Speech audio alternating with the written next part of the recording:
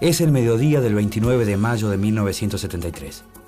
El presidente de Cuba, Osvaldo Dorticós, llega a Córdoba para celebrar el 4º aniversario del Cordobazo. Y con mucho gusto hemos accedido a esa invitación porque creemos importante esta visita y conocemos toda la historia de Córdoba, el presente de Córdoba, el vigor revolucionario de esta ciudad. En las calles, una multitud eufórica se dirige hacia la esquina de Arturo M. Bas y Boulevard San Juan, lugar que recuerda la muerte del obrero Máximo Mena durante la represión de aquella histórica jornada. Allí, más de 20.000 personas se congregan para escuchar los discursos del mandatario cubano, además de Agustín Tosco y de Atilio López, dos de los máximos representantes del sindicalismo combativo cordobés.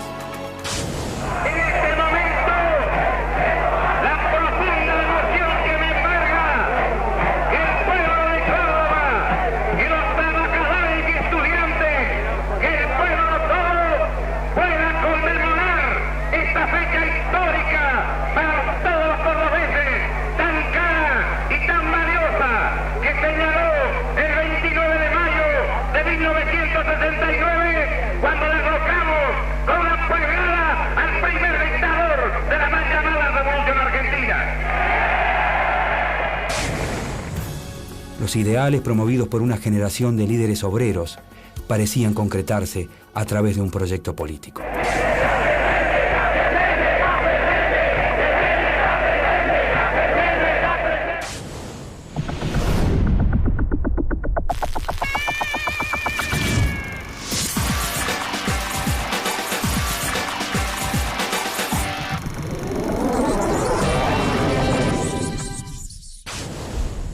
Con la Gran Depresión de los años 30, la ciudad de Córdoba comienza a recibir un flujo migratorio constante desde el campo a la ciudad.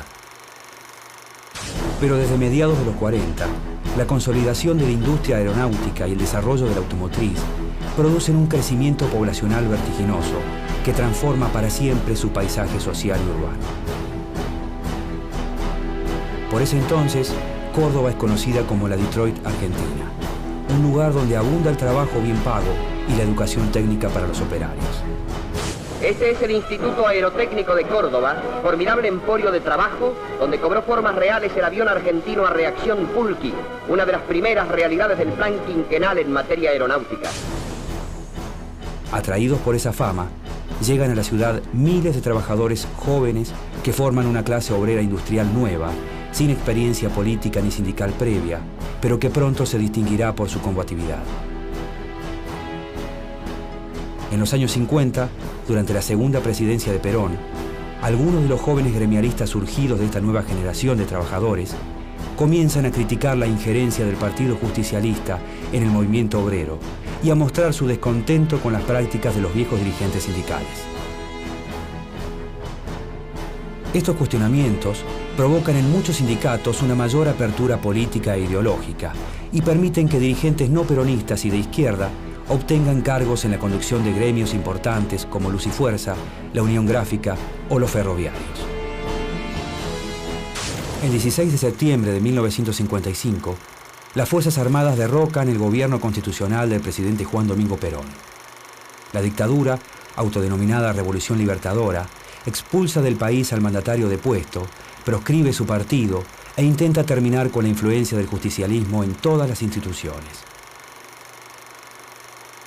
Como parte de ese plan, todas las centrales obreras del país, incluyendo la CGT Nacional, cuyos máximos dirigentes responden al peronismo, son intervenidas.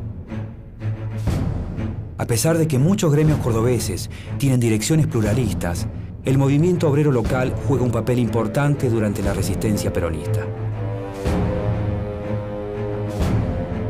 Es así como en 1957, los sindicatos representados por la CGT Córdoba logran que la delegación regional se normalice y deje de tener un interventor militar.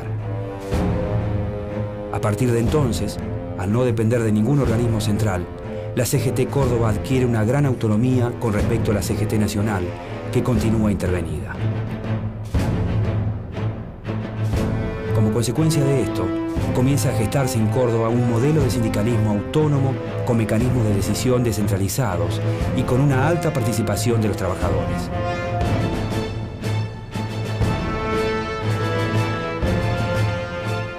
En octubre de ese año, la Regional Córdoba convoca un plenario en la localidad serrana de La Falda, en el que participan representantes de las regionales del interior y las 62 organizaciones peronistas. Allí se presenta un programa de lucha que será conocido como el Programa de La Falda, elaborado y aprobado por gremios con conducciones peronistas e independientes. Este documento constituye un verdadero plan de gobierno y será por mucho tiempo un punto de referencia para el sindicalismo local. Dividido en tres grandes partes, para la independencia económica, para la justicia social y para la soberanía política, lleva los principios del peronismo a posiciones más radicalizadas y clasistas, planteando medidas como el control obrero de la producción o la reforma agraria basada en la expropiación de la tierra. Entrada la década de los 60, los sindicatos de Córdoba comienzan a destacarse por su combatividad.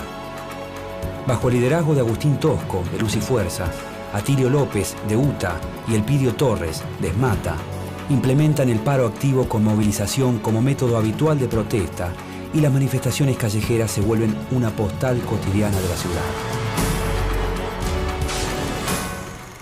Elpidio Torres, ¿qué significación tiene el paro de mañana aquí en Córdoba? Es un paro activo que significa ni más ni menos la actividad de los trabajadores en la calle. La presencia física del trabajador que sale de sus lugares de trabajo para expresar públicamente una protesta. Para ese entonces, la amplia participación de las bases en las decisiones gremiales y en las masivas asambleas abiertas de trabajadores realizadas en grandes locales como el Club Córdoba Sport también se convierten en un rasgo característico de los gremios locales.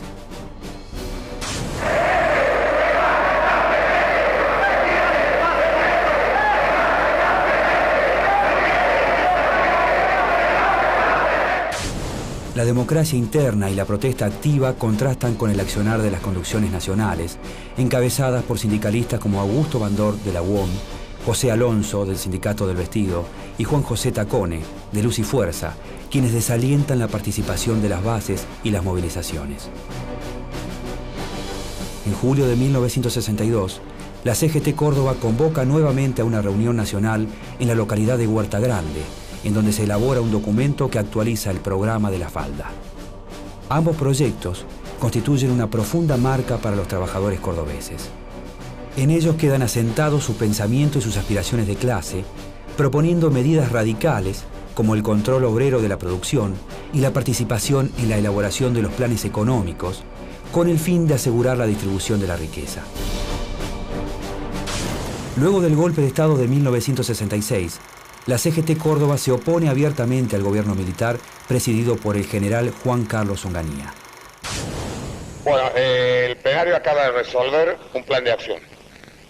Un plan de acción donde hace un llamado a todos los sectores del pueblo, sin distinciones de ubicaciones y con simplemente la reserva de que la mentalidad de esa gente esté predispuesta en la lucha por la liberación nacional. Implica que la CGT está dispuesta a conversar con el pueblo, con los trabajadores, con los estudiantes, con el industrial, con el comerciante, con los sacerdotes, con todos aquellos que, como bien lo dice el documento, se encuentran afectados por esta impopular política económica social del gobierno. A diferencia de lo que ocurre en Córdoba, la conducción de la CGT Nacional, que se caracteriza por sus prácticas burocráticas y negociadoras, toma una actitud pasiva y condescendiente con el régimen. Esta postura provoca un enfrentamiento entre los gremios que la integran y durante el Congreso de marzo de 1968, la CGT Nacional queda dividida en dos. Por un lado, la CGT Azopardo, conducida por Augusto Bandor, y por el otro, la CGT de los Argentinos, liderada por Raimundo Ongaro, que mantiene una postura crítica hacia el gobierno. La mayoría de los gremios cordobeses se alinean junto a Ongaro. Después de 3 años, el gobierno mantiene un plan económico de ajuste que afecta a gran parte de los trabajadores. Esta situación, sumada al clima represivo que se vive en todo el país, provoca un gran descontento social. Durante mayo de 1969, una serie de manifestaciones en distintas ciudades del interior son reprimidas con gran violencia. El punto más alto de las protestas se vive en Córdoba, cuando el movimiento obrero junto con los estudiantes provocan un levantamiento popular que será conocido como el Cordobazo. Luego de esta protesta, el gobierno queda seriamente debilitado y el movimiento obrero cordobés se coloca a la vanguardia de la resistencia contra la dictadura. A raíz de esta oposición, los principales dirigentes sindicales son encarcelados y sus gremios intervenidos. En respuesta a la actitud del gobierno, se realizan actos y movilizaciones constantes pidiendo la liberación de los presos políticos y la normalización de los gremios.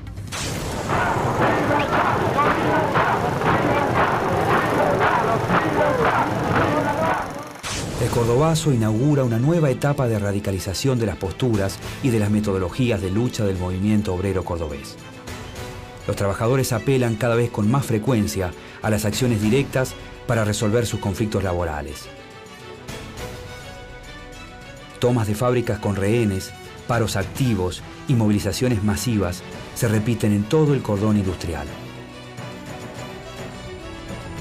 Bajo ese clima de protesta, surge una nueva corriente denominada clasismo, que representa la posición más radicalizada del sindicalismo combativo. Esta tendencia rechaza la salida electoral para la dictadura y promueve a la clase trabajadora como el motor fundamental de un proyecto socialista revolucionario. En marzo de 1971, el movimiento obrero cordobés realiza un nuevo levantamiento popular en contra del gobierno militar, que será conocido como el Viborazo. Avenida Colón al 1600. Una columna de alumbrado público derribada, así como también automóviles quemados y un aspecto desacostumbrado en esta arteria. Numeroso público, ya que son las primeras horas de la mañana, se ha dado cita para observar el estado en que ha quedado la ciudad luego de los graves incidentes de ayer. Esta sublevación, al igual que el Cordobazo, logra desestabilizar tanto a la dictadura como a los liderazgos sindicales a nivel nacional. Luego del Viborazo, se decreta la ley marcial en Córdoba y se proscriben e intervienen varios sindicatos. A pesar de esto, la resistencia de los trabajadores se mantiene intacta y durante el mes de abril se convocan paros y movilizaciones. La medida fue dispuesta en demanda de estos objetivos: libertad de presos gremiales, levantamiento del estado de sitio, aumento salarial de emergencia, normalización de los sindicatos intervenidos y amnistía general. El 13 de abril, la CGT de Córdoba se reúne en un plenario para elegir nuevas autoridades. Llegado ese momento, en el sindicalismo combativo cordobés, conviven tres corrientes principales. Los legalistas, encabezados por Atilio López de Uta, son formalmente peronistas pero más independientes con respecto a las dirigencias sindicales ortodoxas y verticalistas. Los independientes, liderados por Agustín Tosco de Luz y Fuerza, promueven un sindicalismo pluralista y democrático con autonomía de los partidos políticos. Por último, los clasistas, integrados principalmente por los trabajadores de Fiat afiliados al Citrax-Citram y por el sector de Esmata, liderado por René Salamanca. Estos tres sectores, con sus diferencias, coinciden en su oposición a los ortodoxos, peronistas y verticalistas, que exigen una central obrera enteramente justicialista.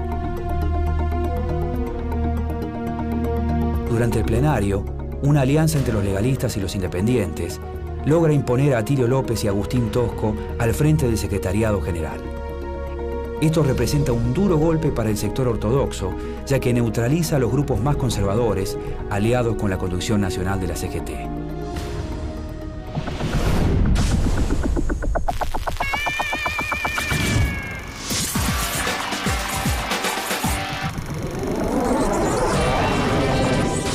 Con la presidencia del secretario general Atilio López, comienza a deliberar exactamente a las 10:20 el plenario de secretarios generales de la Regional Córdoba de la CGT. Según se anuncia, se van a adoptar importantes resoluciones. En principio habría acuerdo para disponer un paro de 22 horas a partir de las 14 de hoy. El plenario, consignamos, se va a realizar a puertas cerradas. Las nuevas autoridades convocan a un paro para el día 29 de abril. Ante el estado insurreccional que se vive en Córdoba y para impedir la medida de fuerza, el presidente Lanusse viaja a la ciudad el día 28 y ordena la captura de Agustín Tosco y de varios dirigentes sindicales. ¿Cuándo estará detenido Tosco? Me formula una pregunta que el señor periodista sabe que no puedo contestar. Pero la orden de captura emana de su ministerio. La orden de captura emana de mi ministerio. Lógicamente responde a determinadas previsiones y obviamente yo no puedo dar respuesta a esa pregunta. ¿Cuántos otros dirigentes sindicales tienen orden de captura? No recuerdo exactamente, pero es un número reducido. ¿Todos de Córdoba? Casi todos de Córdoba. Los secretarios estuvieron reunidos anoche hasta altas horas para ratificar además el paro. Efectivamente, el paro ya estaba rectificado por el Consejo Directivo, que lo dimos a conocer ayer a las 12 del día, cuando se cumplió el emplazamiento dado por esta CGT. Pero con el agravamiento por la detención de nuestro compañero secretario adjunto, se reunió un plenario y consideró un planeamiento secreto que ha bosquejado el secretariado y se ha resuelto convocar a otro plenario para mañana a las 10 de la mañana para fijar fecha y hora de iniciación de ese plan si hasta ese momento no ha sido liberado el compañero Agustín Tosco. La medida solo sirve para elevar la tensión en la ciudad y el paro del 29 se lleva a cabo como estaba previsto. Nuevamente Córdoba en las vísperas de un paro general de actividades. Faltan minutos apenas para que comience la paralización de tareas dispuesta por la CGT Regional Córdoba en demanda de varias reivindicaciones. El problema de los empleados públicos provinciales, entre ellos la libertad de detenidos gremiales y políticos. Un mes después, los legalistas, independientes y clasistas desafían nuevamente al gobierno al convocar un Congreso Obrero Nacional de Sindicatos Combativos. El 22 y 23 de mayo se reúnen en Córdoba representantes de 120 sindicatos de todo el país. Durante la asamblea se aprueba un programa de oposición al gobierno en el que advierten que el movimiento obrero cordobés continuará su lucha contra el régimen e intentará congregar bajo su ala a todas las corrientes combativas del país. La propuesta de los clasistas, que proclama claramente una postura socialista y plantea la creación de asambleas populares en lugar del restablecimiento de una democracia parlamentaria, es derrotada en la votación por el programa peronista. Esta situación produce un punto de quiebre en la relación entre la corriente clasista y la CGT cordobesa. Que en todo momento esta CGT que dicen que es nuestra tendría que estar al frente, pero no está. Por eso, compañero, CITRAC dice que en todo momento donde haya lucha, tanto estudiantil, tanto de empleado, de lo que sea, va a estar presente. Gracias. Meses después, los principales gremios clasistas CITRAC y CITRAM son suprimidos por el gobierno. A pesar de esto, sus integrantes se consolidan en el interior del movimiento obrero con el triunfo de René Salamanca en las elecciones del ESMATA. Pese a la represión, la ola de huelgas y de movilizaciones inaugurada con el Cordobazo y el Vigorazo se mantiene durante los 2 años siguientes. A los reclamos laborales se le suma el pedido de libertad para los presos políticos y el retorno a una democracia sin proscripciones. Este clima de protesta se extiende a toda la sociedad cordobesa, que resuelve la mayoría de sus conflictos utilizando las metodologías implementadas por la clase obrera. Tomas de instituciones y de edificios públicos, manifestaciones y cortes de calles se vuelven una práctica habitual para los vecinos. ¿Cuáles son las razones que ustedes determinaron para ocupar este establecimiento? No tenemos, nosotros hemos tomado esta escuela porque no tenemos vidrios para los niños, se congelan, no pueden trabajar de hambre, de frío. En la escuela Alejandro Carbó del barrio comercial, donde los niños están pregonando una suerte de eslogan que dice: el pueblo unido jamás será vencido. A finales de 1972, la presión social obliga a la dictadura militar presidida por Lanusse a llamar a elecciones para marzo de 1973. El secretario general de la CGT Córdoba, Atilio López, integra la fórmula del Frejuli para gobernador junto con Ricardo Obregón Cano. La candidatura de López representa un nuevo triunfo del sindicalismo combativo sobre el sector ortodoxo que se opone a la designación del dirigente legalista. El 25 de mayo de 1973, Obregón Cano y Atilio López asumen la gobernación de la provincia de Córdoba. 4 días después, miles de personas se reúnen para conmemorar un nuevo aniversario del Cordobazo. Deseo en primer lugar transmitir un saludo revolucionario y fervoroso del pueblo de Cuba, de los obreros de mi patria, de los estudiantes cubanos, de la juventud obrera y campesina de mi país, al pueblo de Córdoba.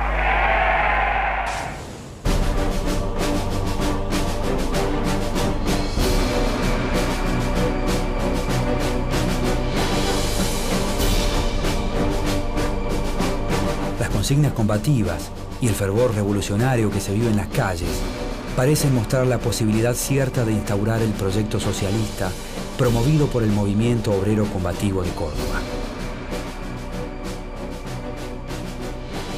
Luego de la llegada del peronismo al gobierno, la dirigencia de la CGT Nacional, encabezada por José Rucci, se propone recuperar el control del sindicalismo cordobés. Bueno, se va a proceder dentro de lo posible, en corto plazo, a normalizar todas las delegaciones regionales del interior del país, procurando de que esa normalización se ajuste estrictamente a las normas que establecen los estatutos. Quiero aclarar que no se trata de intervención, no se trata de caducidad de autoridades, sino que simplemente una revisión de los estatutos de las autoridades de las delegaciones regionales para que éstas estén perfectamente encuadradas dentro de los estatutos y nada más. En el mes de julio, Rucci anuncia la revocación de los consejos directivos de todas las regionales y la realización de nuevas elecciones. Usted conoce y quisiera saber cómo interpreta la vinculación entre el vicegobernador de la provincia, señor Atilio López, y el dirigente Agustín Tosco. ¿Cómo interpreta esa vinculación ante esa futura reorganización de la CGT? Bueno, yo considero que el compañero Atilio López es vicegobernador porque es peronista. Pues entonces, que haga honor a su condición de peronista y que responda a los lineamientos que formula el movimiento peronista y que por otro lado es la fiel interpretación que tiene nuestro líder general Juan Domingo Perón. Esta medida es un signo claro de que la CGT Central se prepara para retomar el control del movimiento obrero. Pero la respuesta de los dirigentes locales representa un rechazo total a la injerencia de la burocracia porteña. No solo se niegan a aceptar la disposición, sino que afirman públicamente que resistirán el intento de implementarla. La CGT de Córdoba asume sus responsabilidades ante el movimiento obrero, cumple con el mandato que le dieron las bases y continúa con la plenitud de la conducción al frente de la CGT Regional Córdoba, más allá de las burocráticas decisiones de la CGT Central encabezada por Rucci Calase. ¿Cómo se va a defender Córdoba en caso de intentos de intervención? Córdoba se defiende con las bases, con los trabajadores en la calle, con las organizaciones obreras, a partir de abajo, a partir del pueblo. Así se defendió y así se defenderá Córdoba. Luego de la renuncia del presidente Cámpora y de la designación como presidente provisional de Raúl Lastiri, yerno del ministro José López Rega, la ofensiva de la ortodoxia sindical se hace cada vez más aguda. El edificio de la CGT Córdoba es tomado por la fuerza por miembros de la ortodoxia peronista y solo la intervención de la policía logra su desalojo. A esta situación se le suman los atentados contra los locales de los sindicatos de Luz y Fuerza y del ESMATA.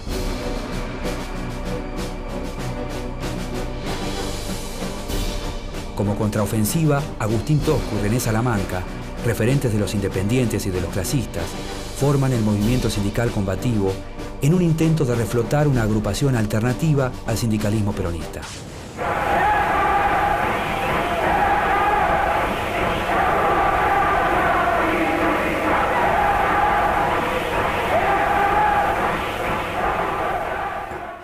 En septiembre de 1973, Juan Domingo Perón asume la presidencia y se concentra en la concreción del Pacto Social, un plan económico basado en un acuerdo de concertación entre empresarios y sindicatos. Este centraliza la negociación salarial y suspende los mecanismos de negociación colectiva. Para su implementación, diseña una estrategia basada en un movimiento obrero centralizado y verticalista que pueda neutralizar al sindicalismo disidente y frenar la movilización social. Durante el verano de 1973, los medios de comunicación se hacen eco de los insistentes rumores de intervención tanto a la CGT regional como al gobierno de la provincia. A comienzos de febrero, los sectores del sindicalismo ortodoxo se unen con otros opositores políticos y comienzan a conspirar contra el gobierno. El día 9, las 62 organizaciones locales se reúnen y exigen públicamente que el Consejo Directivo de la CGT esté integrado solamente por peronistas. Bernabé Bárcena, en el último plenario de la 62 ha quedado ya definitivamente sellada la unidad de este nucleamiento gremial peronista de Córdoba. Así es, así lo determina el plenario. Estimamos que es la verdadera unidad que tanto ansiaba la clase trabajadora peronista en Córdoba. Bueno, al respecto entendemos que es una posición sectaria, fundamentalmente del sector que proviene esta posición. En el caso, si estaría representado por el sector ortodoxo, ¿no es cierto?, donde Bárcena es el que lleva la voz cantante de ese sector. Ante esta situación, creemos de que no son ellos los que tienen la autoridad moral como para resolver una posición de esta, sino que son los trabajadores del movimiento obrero cordobés los que deben darse una representación en el Consejo Directivo de la CGT de Córdoba. El 28 de febrero, las amenazas y rumores se concretan. Mientras el gobierno provincial es intervenido por fuerzas policiales al mando del jefe Antonio Navarro, a pocos kilómetros de la ciudad, los sindicalistas ortodoxos se reúnen en el Congreso Normalizador para elegir las autoridades de la CGT Córdoba. Sin la presencia de los representantes de las corrientes combativas, perseguidos por las fuerzas de seguridad, el Consejo Directivo de la CGT Córdoba queda conformado exclusivamente por dirigentes peronistas ortodoxos. A partir de ese momento, el sindicalismo combativo cordobés intenta resistir. Pero durante los 2 años siguientes, la represión se intensifica y los gremios combativos son intervenidos. Amenazados y perseguidos por las fuerzas de seguridad, sus máximos dirigentes tendrán un destino trágico. En 1974, Atilio López es asesinado por la AAA. Un año más tarde, Agustín Tosco muere enfermo en la clandestinidad. Y en la madrugada del 24 de marzo de 1976, René Salamanca es secuestrado por un grupo de tareas y pasa a integrar la lista de desaparecidos. Reafirmamos como un solo hombre que aquí en este plenario se reafirma la unidad combativa del movimiento obrero frente a la burocracia traidora, frente a las patronales y frente al imperialismo.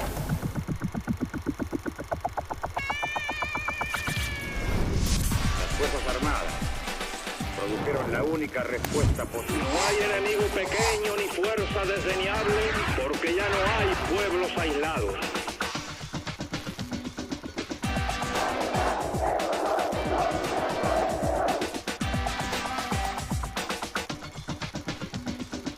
Hemos llegado a la Revolución Argentina.